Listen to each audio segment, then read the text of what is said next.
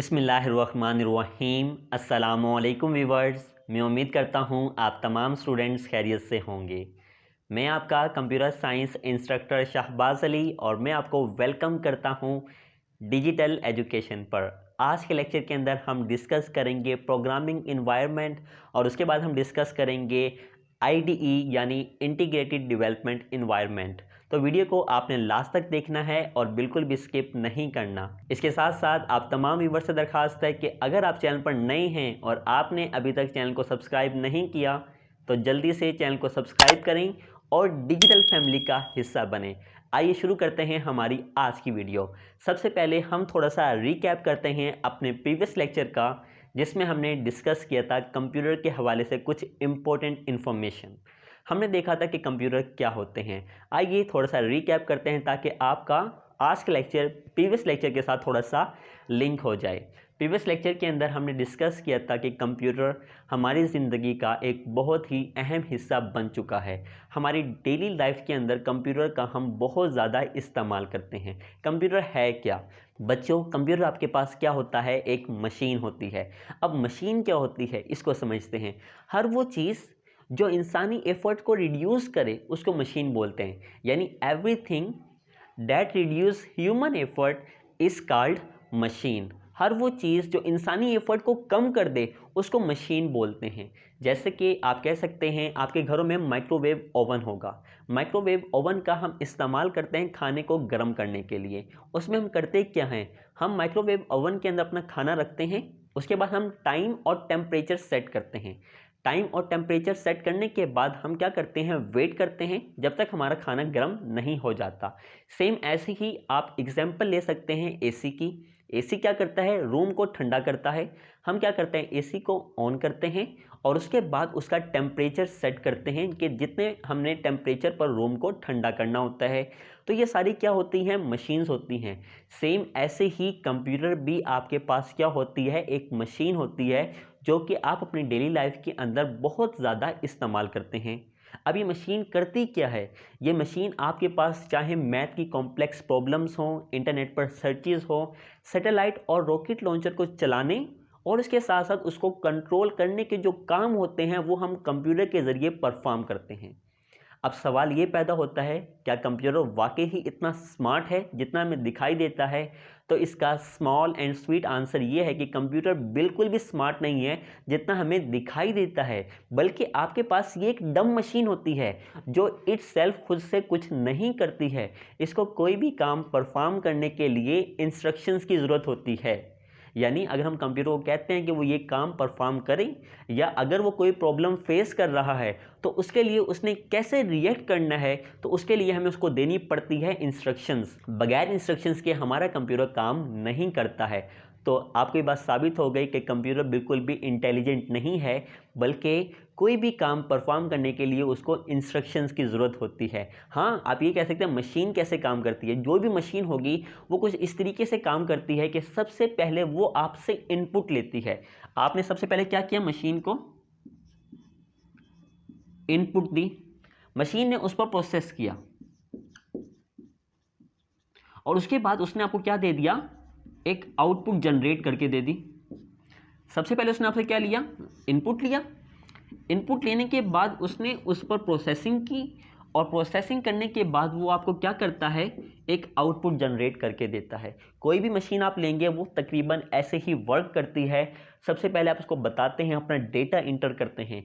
Data inter करने के बाद वो उस डेटा पर क्या करता है, प्रोसेसिंग करता है और प्रोसेसिंग करने के बाद आपको आउटपुट जनरेट करके दे देता है।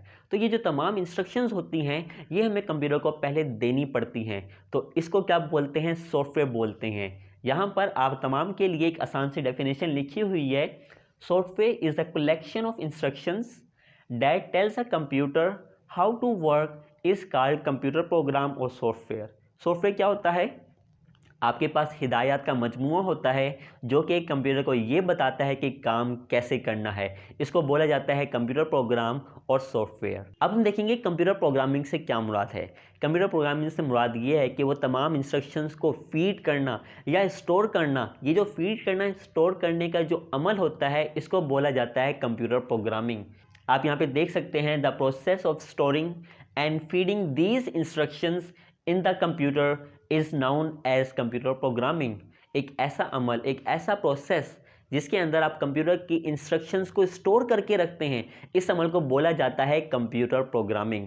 अब हमारे पास ये प्रोग्राम लिखता कौन है, कौन वो शख्स है जो प्रोग्राम लिखता है? तो एक ऐसा शख्स जो जानता है कि कंप्यूटर की इंस्ट्रक्शंस को कैसे लिखना है, उस शख्स को बोला जाता है कंप्यूटर प्रोग्रामर। हाँ जी, ये आपकी बात हो रही है। आप एक हमारे पास फ्यूचर के कंप्यूटर प्रोग्रामर हैं जो कि इस पूरे कोर्स के अंदर जानेंगे कि कंप्यूटर की इंस्ट्रक्शंस को कैसे लिखा जाता है। तो यहाँ पे आप एक और डेफिनेशन देख सकते हैं प्रोग्रामर के हवाले से, the person who knows how to write a computer program correctly is known as programmer. वो शख्स जो कंप्यूटर की इंस्ट्रक्शंस को यानी हिदायत को अच्छे तरीके से, सही तरीके से लिखना जानता है, उस शख्स को बोला जाता है प्रोग्रामर। आप इंस्ट्रक्शंस को ऐसे भी अंडरस्टैंड कर सकते हैं। फॉर एग्जांपल, हमने कंप्यूटर को बताना है कि आपने 2 नंबर्स को जमा करके देना है, तो सबसे पहले हम देखें यही प्रोसेस इस्तेमाल होगा।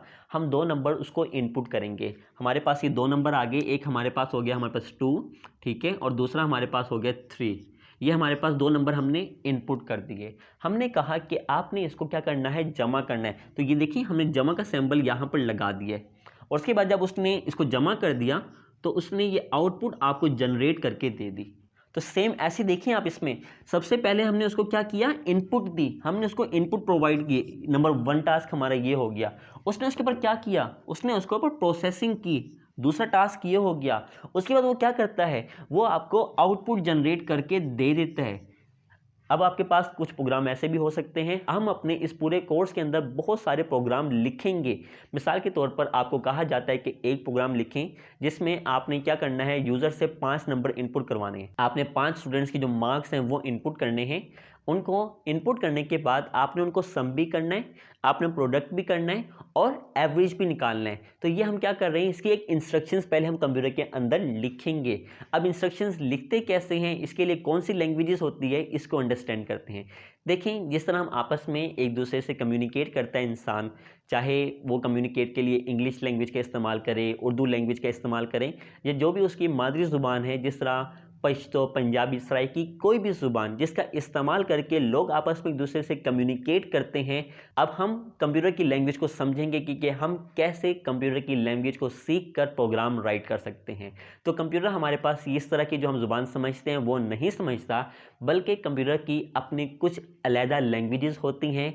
ये लैंग्वेजेस बनाई जाती है कंप्यूटर साइंटिस्ट की तरफ से। कंप्यूटर साइंटिस्ट इस ज़ुबान को बनाते हैं। अब हमारे पास ये देख सकते हैं, यहाँ पर आपके पास डेफिनेशन है, प्रोग्रामर्स राइट कंप्यूटर प्रोग्राम्स इन सम स्पेशल लैंग्वेजेस। प्रोग्रामर क्या करता है, कंप्यूटर के प्रोग्राम लिखता है कुछ स्पेशल लैंग्वेजेस के अंदर। अब वो स्पेशल लैंग्वेजेस कौन कौन सी हो सकती हैं, उसमें आपके पास जावा हो सकता है, उसमें आपके पास सी हो सकता है, C# हो सकता है, और आपके पास पाइथन हो सकती है। इस पूरे कोर्स के अंदर जो ज़ुबान हम सीखेंगे, जो लैंग्वेज हम सीखेंगे, वो होगी आपके पास सी लैंग्वेज। हम पूरे कोर्स के अंदर सी लैंग्वेज को अच्छे तरीके से अंडरस्टैंड करेंगे और इसको प्रैक्टिकली परफॉर्म भी करेंगे। इस बात को याद रखिएगा कि आपके पास जो आपकी 10th क्लास कंप्यूटर की बुक है, इसका बहुत ज़्यादा हिस्सा प्रैक्टिकल बेस्ड है। अगर आप इसको प्रैक्टिकली परफॉर्म करेंगे तो अच्छे तरीके से आपको समझ आएगी और इसका आपका फ्यूचर में बहुत ज़्यादा फ़ायदा भी होगा। रट्टे तो इसमें आप लगा ही नहीं सकते, आपको समझना पड़ेगा। आपके पास जो 9th क्लास की बुक थी वो आपके पास थी थ्योरेटिकल बेस्ड, उसमें प्रैक्टिकल ज़्यादा आपके 5वें चैप्टर में आता था, लेकिन ये आपकी पूरी किताब जो है वो प्रैक्टिकल बेस्ड है। आपने साथ साथ अपने पर्सनल कंप्यूटर पर मेरे साथ परफॉर्म करना है। सी लैंग्वेज का थोड़ा सा तारुफ कर लेते हैं। सी लैंग्वेज आपके पास एक बुनियादी और बेसिक लैंग्वेज होती है, यही वजह है कि हम इस लैंग्वेज को यहाँ पे सीख रहे हैं। सी लैंग्वेज आपके पास जिस साइंटिस्ट ने बनाई थी वो था आपके पास डेनिस रिची, और इसने बनाई थी 1969 से लेकर 1973 के ड्यूरेशन के अंदर इसने ये लैंग्वेज तैयार की थी, और इसने ये लैंग्वेज AT&T बेल लैब्स में बनाई थी। अब हम ये लैंग्वेज सीखेंगे, उससे कबल हम कुछ बुनियादी चीज़ें हैं जो इस चैप्टर के अंदर कवर करेंगे। जिस तरह अब हम सीखेंगे कि प्रोग्रामिंग इन्वायरमेंट से क्या मुराद है। अभी तक जो चीज़ हम डिस्कस कर रहे थे वो आपके पास थी प्रोग्रामिंग के हवाले से, मैंने आपको बताया। अब हम डिस्कस करेंगे इन्वायरमेंट से क्या मुराद है, इन्वायरमेंट क्या होता है, इसको अंडरस्टैंड करते हैं। देखिए बेटा, कोई भी काम अच्छे तरीके से परफॉर्म करने के लिए, एक वेल मैनर अंदाज में परफॉर्म करने के लिए आपको टूल्स की ज़रूरत होती है। मिसाल के तौर पर अगर आप गार्डनिंग करते हैं तो गार्डनिंग के लिए आपको उसके टूल की ज़रूरत होती है। अगर आप पेंटिंग करते हैं तो पेंटिंग के लिए कुछ अपने स्पेशल टूल्स होते हैं, जिस तरह आप पेंट का कह सकते हैं, ब्रश का कह सकते हैं और कैनवस का कह सकते हैं। इन टूल का इस्तेमाल करते हुए आप पेंटिंग करते हैं। सेम ऐसे ही प्रोग्राम लिखने के लिए एक कंप्यूटर प्रोग्रामर को क्या ज़रूरत होती है, इन्वायरमेंट की ज़रूरत होती है, एक प्रोग्रामिंग इन्वायरमेंट की ज़रूरत होती है, जिसमें उसको वो तमाम टूल्स चाहिए जो एक प्रोग्रामर के लिए बहुत ज़्यादा ज़रूरी होते हैं। प्रोग्रामिंग के तमाम अहम टूल्स को इकट्ठा करके प्रोग्रामिंग इन्वायरमेंट बनता है। विदाउट प्रोग्रामिंग इन्वायरमेंट आप कभी भी कंप्यूटर का प्रोग्राम नहीं लिख सकते। आपको सबसे पहले कंप्यूटर का प्रोग्राम लिखने से कबल प्रोग्रामिंग इन्वायरमेंट को सेट करना पड़ता है। जब आपका प्रोग्रामिंग इन्वायरमेंट सेट हो जाएगा, फिर आप प्रोग्राम लिख सकते हैं, जो कि आपको एक प्लेटफॉर्म प्रोवाइड करता है जिसमें आप अपने प्रोग्राम को लिख सकते हैं और उसको एग्जीक्यूट कर सकते हैं। ये था कुछ प्रोग्रामिंग इन्वायरमेंट के हवाले से कुछ इंट्रो। अब हम देखते हैं कि प्रोग्रामिंग इन्वायरमेंट होता कौन सा है, इसको अंडरस्टैंड करते हैं। तो यहाँ पे आप देख सकते हैं हमारे पास नेक्स्ट टॉपिक है IDE, जिसको आप बोलते हैं integrated development environment. Basically IDE क्या होता है, ये आपके पास एक सॉफ्टवेयर होता है जो कि प्रोग्रामर को वो तमाम फैसिलिटीज़ प्रोवाइड करता है, वो तमाम टूल्स प्रोवाइड करता है, जिसकी मदद से जो एक प्रोग्रामर होता है एक अच्छा प्रोग्राम लिख सकता है। इसको बोला जाता है IDE इंटीग्रेटेड डेवलपमेंट इन्वायरमेंट। यहाँ पे आप देख भी सकते हैं, a software that provides a programming environment to facilitate the programmers in writing and executing computer program is known as IDE।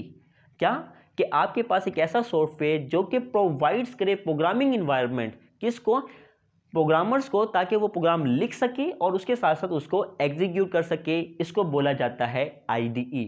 अब हमारे पास जो IDE होता है उसका अपना एक इंटरफेस होता है जिसको आप बोलते हैं ग्राफिकल यूज़र इंटरफेस। जो यूज़र होता है वो उसके इंटरफेस की मदद से, यानी उसके विंडोज़ की मदद से और बटन्स की मदद से क्या करता है, इनपुट प्रोवाइड करता है। वही बात जो हमने यहाँ पे डिस्कस की है, इनपुट प्रोवाइड करता है, उस पर प्रोसेसिंग होती है और देन उसको एक आउटपुट दे दिया जाता है। अब आपके पास जो एक IDE होता है वो मुश्तमिल होता है उन तमाम टूल्स पर जो कि एक प्रोग्रामर को हेल्प करते हैं पूरे फेज़ के दौरान। वो फेज़ कौन सा होता है, उस फेज़ के दौरान जिस फेज़ में वो अपना प्रोग्राम लिख रहा होता है, उस फेज़ के दौरान जिस फेज़ में वो अपना प्रोग्राम एग्जीक्यूट कर रहा होता है और वो अपना प्रोग्राम टेस्ट कर रहा होता है। तो IDE के अंदर वो तमाम टूल्स प्रोवाइड किए जाते हैं किसको, प्रोग्रामर्स को, जिसकी मदद से वो अपना एक प्रोग्राम लिख सकता है। अब हम इतनी देर से टूल्स की बात कर रहे हैं, ये टूल्स कौन कौन से होते हैं, एक IDE कौन कौन से टूल्स प्रोवाइड करता है। एक IDE आपके पास प्रोवाइड करता है टेक्स्ट एडिटर को, एक IDE आपके पास प्रोवाइड करता है कंपाइलर को, एक IDE आपके पास प्रोवाइड करता है किसको, डीबगर को। ये तमाम टूल्स IDE के अंदर बाय डिफ़ॉल्ट बिल्ट इन होते हैं, पहले से ही इंस्टॉल होते हैं। अब एक प्रोग्रामर क्या करता है, कोई भी IDE वो इंस्टॉल करके अपना प्रोग्राम लिख सकता है। अब C लैंग्वेज के अंदर कौन कौन से IDE हम इस्तेमाल कर सकते हैं प्रोग्राम लिखने के लिए, आप यहाँ पे देख सकते हैं।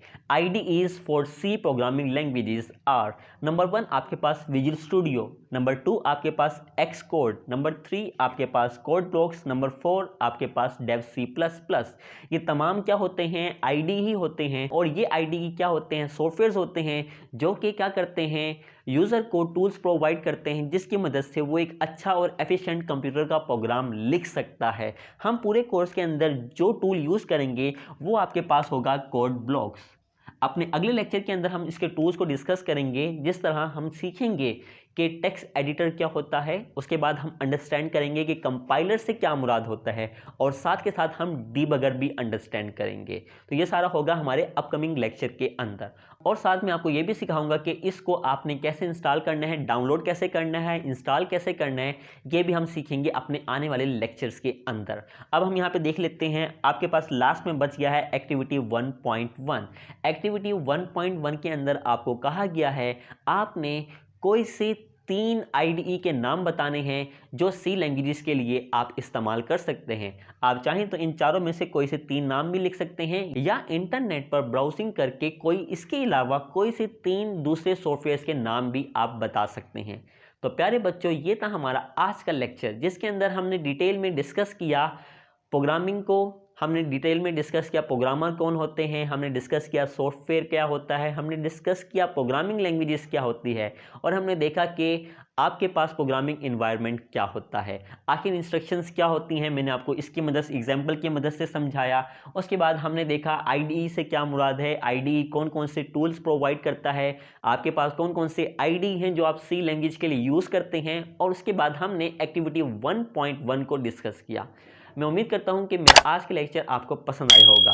अच्छा, 3 आईडी आप इसमें से जिस तरह मैंने आपको बताया कोई भी आप लिख सकते हैं। तो ये था हमारा आज का लेक्चर, इस उम्मीद के साथ कि आपको मेरा आज का लेक्चर पसंद आया होगा।